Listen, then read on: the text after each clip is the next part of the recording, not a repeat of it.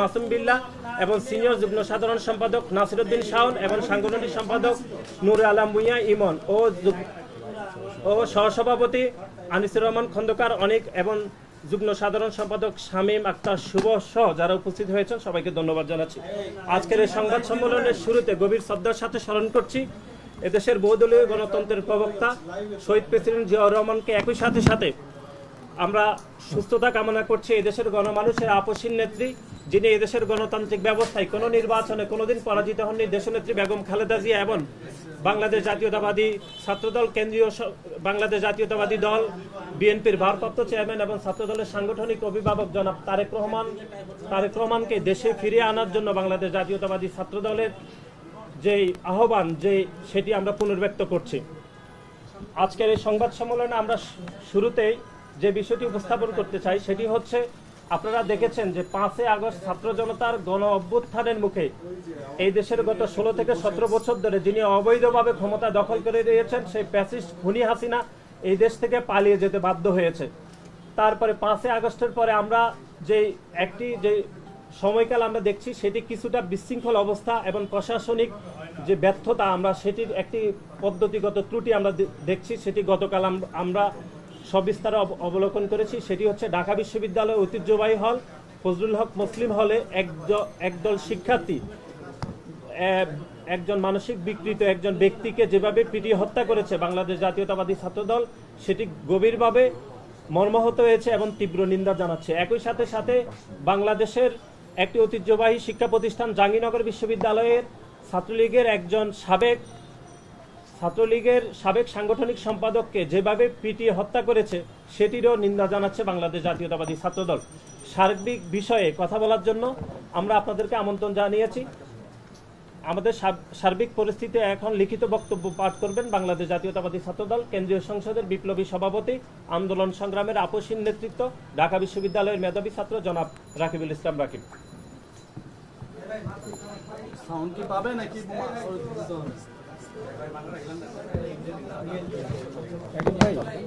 রাকিব ভাই এদিকে একটু নিয়ে নেন, সাউন্ড পাবে না সব।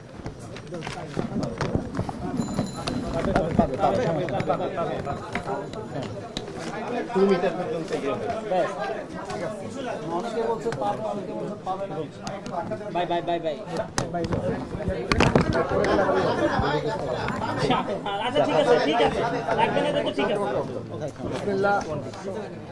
বিসমিল্লাহির রহমানির রহিম। প্রথমে বাংলাদেশ জাতীয়তাবাদী ছাত্রদল কেন্দ্রীয় সংসদ কর্তৃক আয়োজিত এই ঢাকা বিশ্ববিদ্যালয় এবং জাহাঙ্গীরনগর বিশ্ববিদ্যালয়ে এই হত্যাকাণ্ডের প্রতিবাদে আয়োজিত এই সংবাদ সম্মেলনে উপস্থিত সাংবাদিকবৃন্দ সবাইকে আমি আমার ব্যক্তিগত পক্ষ থেকে এবং ছাত্রদল কেন্দ্রীয় সংসদের পক্ষ থেকে শুভেচ্ছা অভিনন্দন জানাচ্ছি। এবং আমাদের এই আজকের এই শুরুতেই আমি শ্রদ্ধা ভরে স্মরণ করছি বিগত এই জুলাই আগস্ট আন্দোলনে যারা দেশের সাধারণ শিক্ষার্থী শহীদ হয়েছে তাদের আত্মার মাগফিরাত কামনা করছি। যারা ছাত্র জনতা শহীদ হয়েছে এবং ছাত্রদলের 113 জন নেতা কর্মী সমর্থক শহীদ হয়েছে তাদের সকলের আত্মার মাগফিরাত কামনা করে সংবাদ সম্মেলনের আনুষ্ঠানিক শুরু করছি। সম্মানিত সাংবাদিকবৃন্দ, চোর সন্দেহে ঢাকা বিশ্ববিদ্যালয়ের ফজলুল হক মুসলিম হলের অতিথি কক্ষে আটকে রেখে তুফাজ্জল নামের এক ব্যক্তিকে পিটিয়ে হত্যার অভিযোগ উঠেছে একদল শিক্ষার্থীদের বিরুদ্ধে। গতকাল বুধবার রাতে কয়েক ঘন্টা ধরে একাধিকবার মারধরের কারণে ওই ব্যক্তির মৃত্যু হয়। নিহত ব্যক্তি মানসিক ভারসাম্যহীন ছিল বলে বিভিন্ন মাধ্যমে জানা গেছে। আমরা বাংলাদেশ জাতীয়তাবাদী ছাত্রদল উক্ত হত্যাকাণ্ডের তীব্র নিন্দা ও প্রতিবাদ জানাচ্ছি। অবিলম্বে দোষীদের বিচারের আওতায় আনার দাবি করছি। অপরাধীরা পালিয়ে যাওয়ার আগেই গ্রেফতারের আহ্বান জানাচ্ছি। অনুসন্ধান ও প্রত্যক্ষদর্শী শিক্ষার্থীদের বরাতে কিছু গণমাধ্যমে আমরা দেখেছি তুফাজ্জলকে সবচেয়ে বেশি মারধর করেছেন ছাত্রলীগের সদ্য পদত্যাগ করা উপবিজ্ঞান ও প্রযুক্তি সম্পাদক ও পদার্থবিজ্ঞান বিভাগের শিক্ষার্থী জালাল আহমেদ সহ একদল শিক্ষার্থী। নির্যাতন করা শিক্ষার্থীদের সবাই ফজলুল হক মুসলিম হলের শিক্ষার্থী। শিক্ষার্থীদের আবাসিক হলে কয়েক ঘন্টা ধরে মারধর করে একজনকে হত্যা করার ঘটনাকে আমরা হল প্রশাসনের চরম ব্যর্থতা বলে মনে করছি। ছাত্রলীগের পথধারী কতিপয় সন্ত্রাসী বর্তমানে সাধারণ শিক্ষার্থী নামে হলগুলোতে অবস্থান নিয়েছে। তারা বিভিন্ন সময়ে মব তৈরি করে আইন নিজের হাতে তুলে নিচ্ছে। এতে বিশ্ববিদ্যালয়ের প্রশাসন ব্যবস্থা ভেঙে পড়েছে। আমরা সাধারণ শিক্ষার্থী নামে সক্রিয় এই মবকে প্রশ্রয় না দেওয়ার জন্য বিশ্ববিদ্যালয়ের প্রশাসনকে অনুরোধ করছি।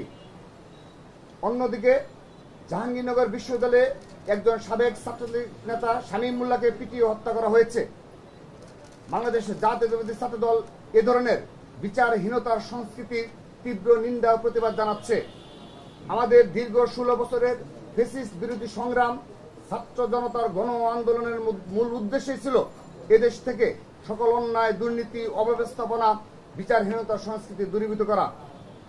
একজন ব্যক্তি অপরাধী হলেও তাকে কোনোভাবে হত্যার কোনো সুযোগ নেই, কিন্তু জনতার বিজয়ের পর থেকে কিছু অতি উৎসাহের কারণে গণমানুষের এই আকাঙ্ক্ষাটি বাধাগ্রস্ত হচ্ছে।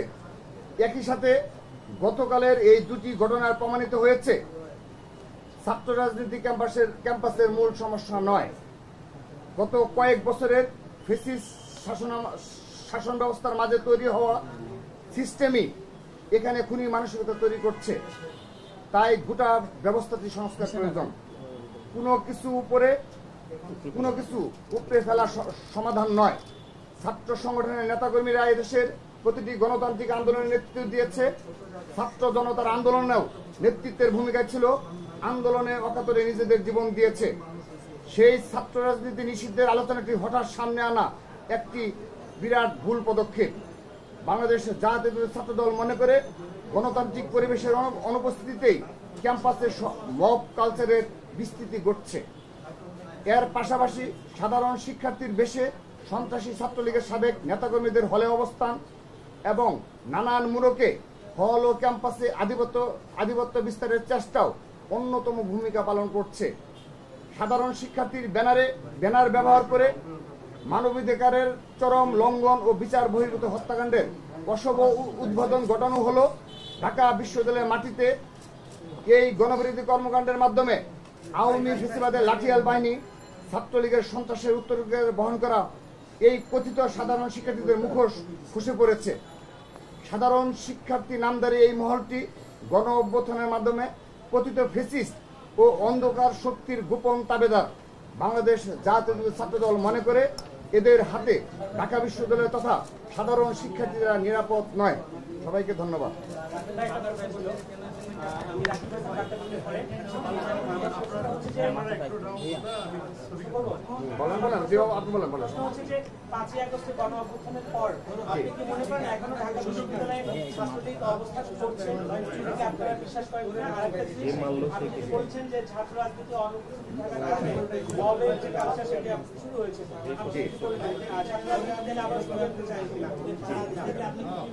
ধন্যবাদ। আমি আপনাকে যেটা বলেছি সেটি বলছি। আমরা ইতিমধ্যে কিন্তু লিখিত বক্তব্যে বলেছি ফজলুল হক মুসলিম হল ছাত্রলীগের সদ্য পদত্যাগ করা উপবিজ্ঞান ও প্রযুক্তি সম্পাদক ও পদার্থবিজ্ঞান বিভাগের ছাত্র জালাল আহমেদ এর নেতৃত্বে এই গতকাল ফজলুল হক মুসলিম হলে এই মানসিক ভারসাম্যহীন এই ব্যক্তি তুফাজ্জলকে নির্মমভাবে প্রহারে হত্যা করা হয়েছে। তো এখানে তো প্রমাণিতই হলো যে ছাত্রলীগের যে সাবেক পদধারী যারা ছিল তারা পদত্যাগ করে এখন সাধারণ শিক্ষার্থীদের আড়ালে খোলস চেঞ্জ করে তারা এখন সাধারণ শিক্ষার্থীদের ব্যানারে ক্যাম্পাসে যে মানে হলগুলোতে অবস্থান করা সেটি নিশ্চিত হয়েছে গতকাল এই হত্যাকাণ্ডের মাধ্যমে। কিন্তু আমরা ইতিমধ্যেই অভিযোগ করেছি এবং আবারও এই টিএসসিতে এই সাংবাদিক সমিতিতে আপনাদের মাধ্যমে অবহিত করতে চাই, আমাদের কাছে তথ্য রয়েছে ঢাকা বিশ্ববিদ্যালয়ের সবগুলো ছেলেদের হলে সবগুলো হলগুলোতে অধিকাংশ ছাত্রলীগের যারা পদধারী ছিল, অধিকাংশ হলের যারা পদধারী ছিল, ক্লাস কমিটি ছিল, ডিপার্টমেন্ট কমিটি ছিল, সেই কমিটির যে নেতৃবৃন্দ ছিল তারা অধিকাংশই এখন সাধারণ শিক্ষার্থীদের ব্যানারে এই ছাত্রলীগদের পদত্যাগ করে তারা সাধারণ শিক্ষার্থী হিসেবে হলগুলোতে অবস্থান নিয়েছে। তো আমরা সাধারণ শিক্ষার্থী তথা হল প্রশাসনের নিকট আহ্বান জানাচ্ছি, তারা যেন এই বিষয়ে অবশ্যই এই পদক্ষেপ নেয়।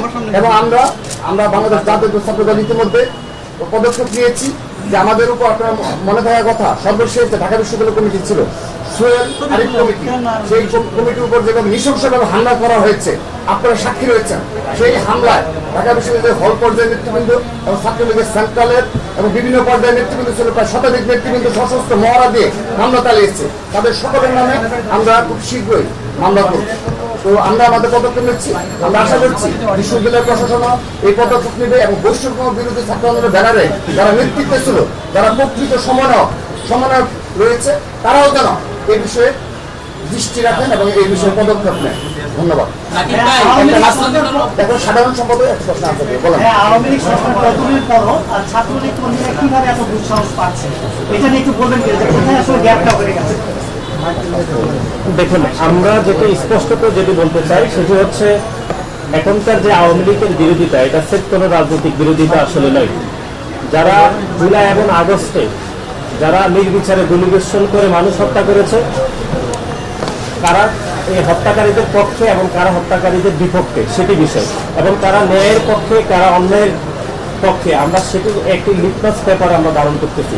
আমরা যেটি মনে করতেছি সেটি হচ্ছে স্পষ্টতই ছাত্রলীগের বিভিন্ন নেতাকর্মীরা, আপনারা গতকালে দেখেছেন যে রাতে ছাত্রলীগের বিভিন্ন পর্যায়ের নেতাকর্মীরা এখনো প্রকৃত সাধারণ শিক্ষার্থীদের ব্যানার ইউজ করে এখনো তারা সন্ত্রাসী কার্যক্রম চালাচ্ছে, এবং এটি আমরা গতকাল প্রতিলোক মুসলিম স্পষ্টতভাবে আমরা দেখেছি। সুতরাং আমরা যেটি মনে করছি সেটি হচ্ছে এখনকার যে বর্তমান অবস্থা, সেটি হচ্ছে রাজনীতিকে বিরাজনীতি করার নামে যে একটি অশুভ শক্তি আমাদের মধ্যে কার্যধারণ করেছে, তাদেরকে বুঝতে হবে যে সাধারণ শিক্ষার্থীদের অতীত নাম ব্যবহার করে কোনো ধরনের রাজনীতি পর্যবেসিত আসলে হতে পারে না।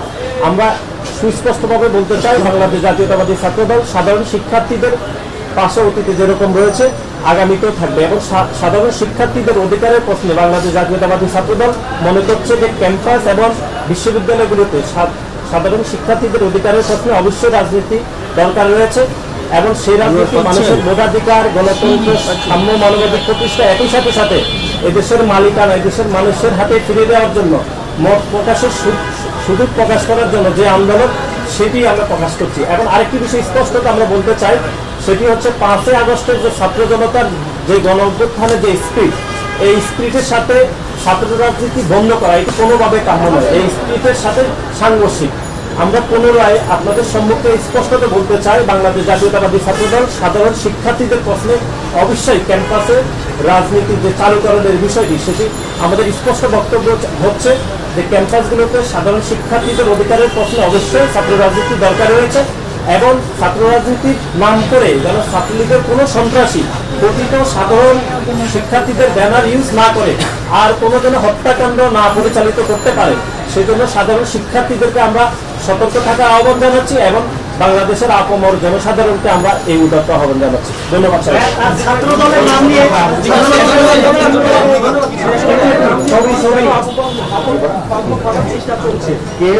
ছাত্রদলের নাম করে বিভিন্ন জায়গায় অপপ্রচার করার চেষ্টা চলছে, এটার ব্যাপারে আপনারা কোনো পদক্ষেপ নেবেন? জি ধন্যবাদ। এই ক্ষেত্রে আপনারা লক্ষণীয় বিষয় এবং আপনারা সচেতন রয়েছেন সাংবাদিক বৃন্দ, আপনারা লক্ষ্য করে দেখবেন ঢাকা বিশ্ববিদ্যালয় সহ আপনি জগন্নাথ বিশ্ববিদ্যালয়, জাহাঙ্গীরনগর বিশ্ববিদ্যালয়, রাজশাহী, চট্টগ্রাম বিশ্ববিদ্যালয় সহ বাংলাদেশের সকল বিশ্ববিদ্যালয়ের কলেজে, অর্থাৎ সকল বিশ্ববিদ্যালয়ের কলেজে আমরা ছাত্রদল সেই 5 আগস্টের পর থেকে আমরা চেন অফ কমান্ড এত সুশৃঙ্খলভাবে রেখেছি। একটি শিক্ষা প্রতিষ্ঠানে এখন পর্যন্ত সামান্যতম নেগেটিভ নিউজ করার মতো কর্মকাণ্ডে ছাত্রদলের একজন কর্মীও সম্পৃক্ত ছিল না, আপনারা সাক্ষী রয়েছেন। কিন্তু যেহেতু বিগত 15.5 বছর একটা ফ্যাসিস্ট ক্ষমতায় ছিল, সে কারণে আপনি লক্ষ্য করে দেখবেন যে দেশের বিভিন্ন জায়গায় দোকানপাট দখল ছিল, ব্যবসা বাণিজ্য দখল করে নিয়েছে আওয়ামী লীগ এবং যুবলীগের সন্ত্রাসীরা, ছাত্রলীগের সন্ত্রাসীরা। তারপর আপনি চাঁদাবাজ এবং পুরো আইনের শাসন বলে কিছু ছিল না কিন্তু সারা বাংলাদেশে। তো এখন আপনার প্রত্যেক সম্পত্তি বলেন কিংবা প্রত্যেক ব্যবসা বাণিজ্য বলেন, সেখানে যাওয়াটাও কিন্তু বলা হচ্ছে যে দখলদারিত্ব, কিন্তু আমরা কিন্তু সেগুলোকে প্রশ্রয় দিচ্ছি না।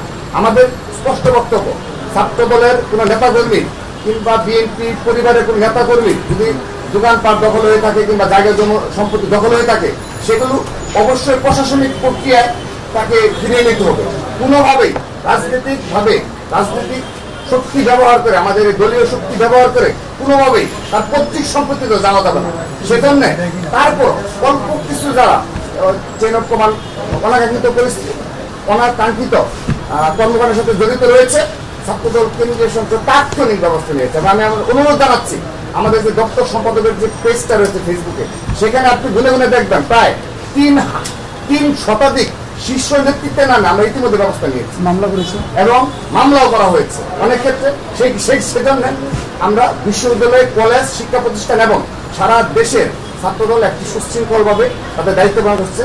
এই হাজার হাজার নেতাকর্মী একটা চেন অফ কমান্ডের মধ্যে রয়েছে, এবং আমরা খুবই খুশি যে অতীতে কখনো ছাত্র রাজনীতি এই ধরনের এই বহিষ্কারের দেশ প্রদান এবং চেন অফ কমান্ড কখনোই লক্ষ্য করেন। ধন্যবাদ।